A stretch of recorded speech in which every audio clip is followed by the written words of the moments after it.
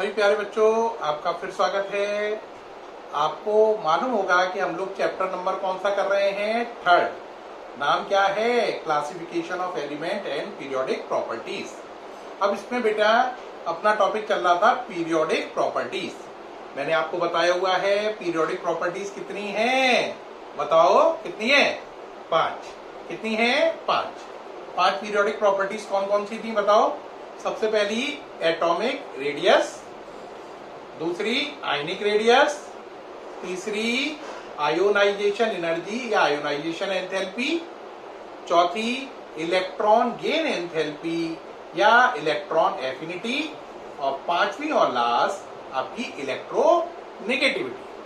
ठीक है बेटा, उसमें से कल मैंने आपको एटॉमिक रेडियस पूरा समझा दिया था। क्या एक बार रिपीट करें? एटॉमिक रेडियस क्या था?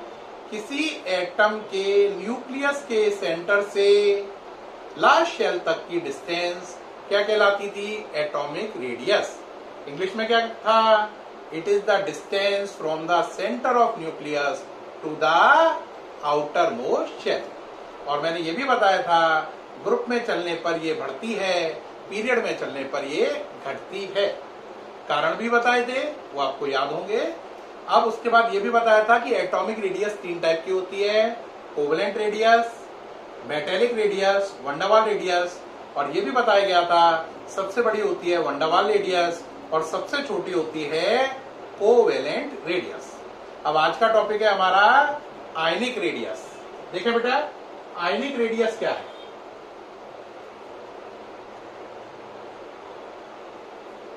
आयनिक रेडियस का मतलब क्या है?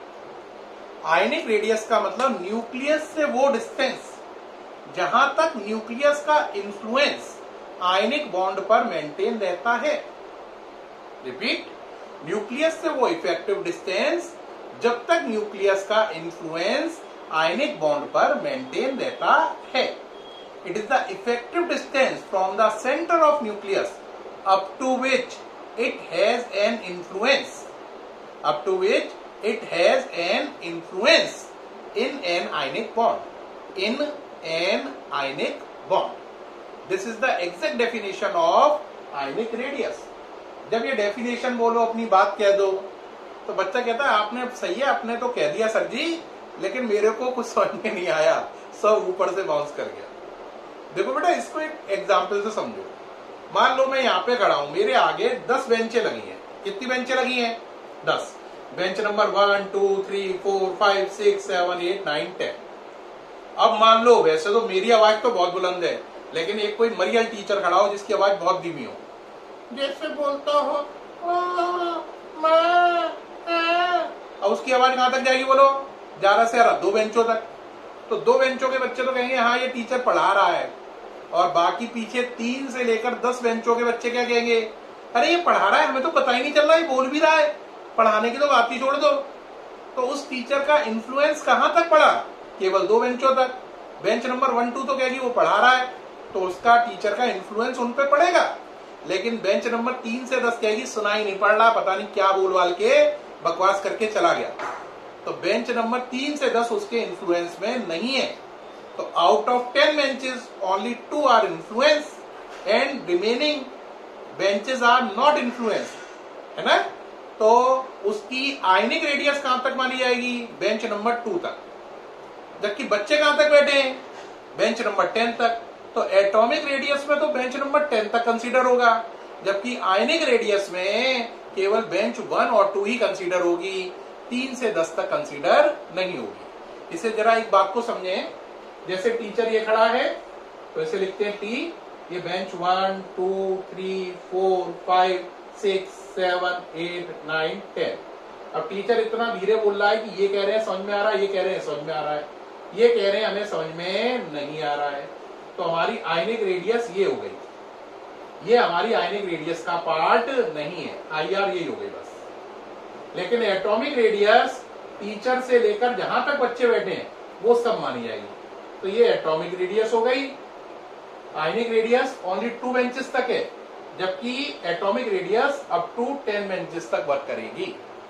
उम्मीद है इस एग्जाम्पल के बाद आप समझ गए होंगे। फिर भी एक बार दोबारा समझें। आयनिक रेडियस का मतलब न्यूक्लियस से वो इफेक्टिव डिस्टेंस जहां तक न्यूक्लियस का असर आयनिक बॉन्ड पर पड़ रहा है, आयनिक बॉन्ड के इलेक्ट्रॉन पर पड़ रहा है, उसे बोलते हैं आयनिक रेडियस। क्या है? The effective distance from the centre of nucleus, है ना, the effective distance from the centre of nucleus up to which it has influence in an ionic bond is called ionic radius. अब ionic radius का variation पढ़ेंगे कि ionic radius पर group और period का क्या असर पड़ता है। बेटा आयनिक रेडियस है तो रेडियस ही ना, तो जो एटॉमिक रेडियस करेगी वो ही आयनिक रेडियस करेगी, यानी कि ग्रुप में चलने पर आयनिक रेडियस भी लगातार बढ़ेगी। अब कहोगे सर कारण बताओ, कारण वही है जो कल बताया था, ग्रुप में चलने पर लगातार शेल बढ़ती हैं, शेल बढ़ने से आयनिक रेडियस बढ़ती जाती है। पीरियड में क्या होगा? कल की तरह ही घटेगी। पीरियड में चलने पर शेल बढ़ती नहीं है, लेकिन न्यूक्लियर अट्रैक्शन, न्यूक्लियर चार्ज बढ़ जाता है, इसलिए आयनिक रेडियस घट जाती है। सेम, बिल्कुल डिट्टो सेम जो एटॉमिक रेडियस में बोला वो ही इसमें बोल रहे हैं। जहां जहां आपने एटॉमिक रेडियस नोट किया था कल, वहां पर वेरिएशन इन ग्रुप और पीरियड में एटॉमिक काट कर आयनिक कर दो, बाकी सेम रहेगा। तो ये आया वेरिएशन इसमें इन ग्रुप, तो आंसर क्या रहेगा? सेम एज क्या? Same as atomic radius. और ग्रुप में क्या होगी? इंक्रीज। अब क्या होगा? Variation in period. Variation in period में भी क्या रहेगा? सेम एज एटॉमिक रेडियस, यानी उसमें ये क्या होगी? डिक्रीज। इसमें इंक्रीज क्यों हुई? शेल बढ़ी। क्या बढ़ी? शेल। इसमें डिक्रीज क्यों हुई? क्योंकि न्यूक्लियर चार्ज बढ़ा। क्या बढ़ा? Nuclear charge. बेटा याद रखना, शेल बढ़ने से साइज बढ़ता है और न्यूक्लियर चार्ज बढ़ने से साइज बढ़ता नहीं है, कम हो जाता है। साइज कम हो जाता है। न्यूक्लियर चार्ज साइज को छोटा करता है, ज्यादा न्यूक्लियर चार्ज छोटा साइज, और ज्यादा शेल होंगी तो साइज बड़ा होगा। क्या पूरी बात समझ में आई? Definition, variation of ionic radius in group, variation of ionic radius in period. अब बात आती है, दो क्वेश्चन आजकल बड़े आ रहे हैं आईआईटी में भी, नीट में भी और आपके बोर्ड सिलेबस में भी, यानी एनसीईआरटी में। आप कहोगे सर ऐसे दो क्वेश्चन कौन से हैं? पहला क्वेश्चन है, why the size of cation is always smaller than parent atom. Why the size of cation is always smaller than parent atom. हमेशा पॉजिटिव आयन पेरेंट एटम से छोटा क्यों होता है? पहले ये क्वेश्चन है, इसको सॉल्व कर लें, फिर दूसरा क्वेश्चन लेंगे। पहले का आंसर दे लें, समझा लें, फिर दूसरा लेंगे। अब पहले वाले क्वेश्चन को और क्लियर करो। इसका मतलब वो कह रहा है कि अगर Na और Na प्लस हो तो Na प्लस छोटा होगा किससे? Na से, क्योंकि ये कैटाइन है, ये पेरेंट एटम है, तो ये होगा स्मॉलर और ये होगा बिगर। ऐसा ऐसे अगर आप ले लो Al और Al प्लस 3, तो Al बड़ा होगा, Al प्लस 3 छोटा होगा, ये बिगर, ये स्मॉलर। ऐसे आप लो Mg और Mg प्लस 2, तो बताओ बच्चों क्या होगा? ये कैटाइन है, ये स्मॉलर, ये पेरेंट एटम है, ये बिगर, साइन आएगा ये। तो ऑलवेज पॉजिटिव आयन अपने पेरेंट एटम से छोटा ही होता है। क्यों? इसका कारण बताइए। बेहद सरल है, देखते हैं हम क्या बात है, इसके पीछे लॉजिक क्या है। देखो भाई, आपने लिया Na का नंबर 11, बोलो कैसे? 2, 8, 1। कितनी शेल हैं? न्यूक्लियस, उसके बाद shell number 1, shell number 2, shell number 3, 2, 8, 1। लेकिन आपने Na प्लस बनाया, Na प्लस बताओ क्या है? एक इलेक्ट्रॉन लूज हो गया, तो 2,8। तो न्यूक्लियस, न्यूक्लियस के बाद कितनी शेल? पहली और दूसरी, 2, 8, 1 वाला हट गया। अब इसमें कितनी शेल थी? 3। इसमें कितनी रह गई? 2। तो साइज बदले में क्या हो गया, घट गया। तो जर्नली पॉजिटिव आयन बनते समय लास्ट शेल लूज हो जाती है। जर्नली पॉजिटिव आयन बनते समय लास्ट शेल लूज हो जाती है। लास्ट शेल के लूज हो जाने से साइज घट जाता है। ठीक है, आप कहोगे नहीं सर Na का नहीं, और एग्जांपल दिलाइए। देखो बेटा एक और एग्जांपल लो, Mg का लेते हैं। Mg का नंबर 12, बोलो क्या होगा, 282। Mg के अराउंड, न्यूक्लियस के अराउंड कितनी शेल, 3, 282।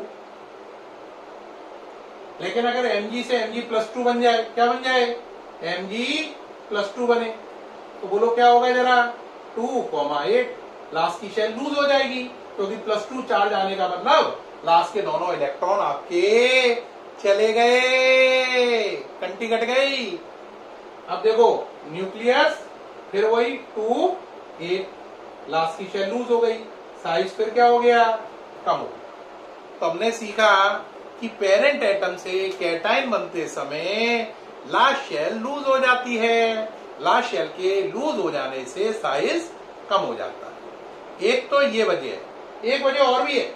एक वजह और क्या होती है वो भी समझो बेटा, एक वजह और भी होती है इसके अलावा भी, वो होती है न्यूक्लियर चार्ज। क्या होती है, न्यूक्लियर चार्ज। देखो याद रखना, न्यूक्लियर चार्ज जो होता है वो प्रोटॉन और इलेक्ट्रॉन के रेशियो पे भी डिपेंड करता है। जैसे Na है, Mg है 282, तो इसमें इलेक्ट्रॉन कितने हैं, 12, प्रोटॉन भी 12, दोनों बराबर हैं 12-12।